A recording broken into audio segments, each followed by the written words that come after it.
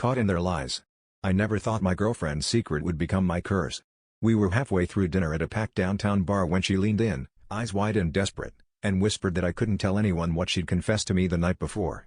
I didn't even have time to process her words before a guy I'd never seen before burst through the door, locked eyes with her, and stormed over like he owned the place.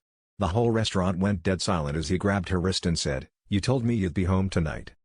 She froze, and I realized at that moment that I wasn't the only one she'd been lying to. But before I could even react, he turned to me, this guy who was supposed to be her cousin according to the story she'd spun me last week, and begged me not to ruin things for him. "You can't tell her," he whispered frantically, glancing at her. "Please, man, just don't." The room felt like it was spinning. My girlfriend shot me a pleading look, her hands still clamped in his grip, and I understood I was now tangled in both their webs. People around us started to murmur. I stood there, heart pounding, as the two of them argued in low, furious voices, each one sneaking glances at me, each promising they'd explain everything later. I wanted to shout, to demand the truth, but I just sat there, stuck between two liars, my mouth dry and my hands shaking. The waiter dropped off our check without a word, his eyes wide, and I realized everyone was watching to see what I'd do.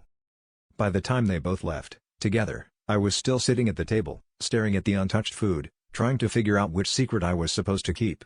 The worst part was, I didn't know if I wanted revenge or if I just wanted to pretend none of it happened.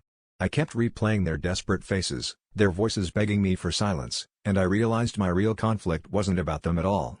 It was about how much I was willing to lie to myself just to avoid being alone.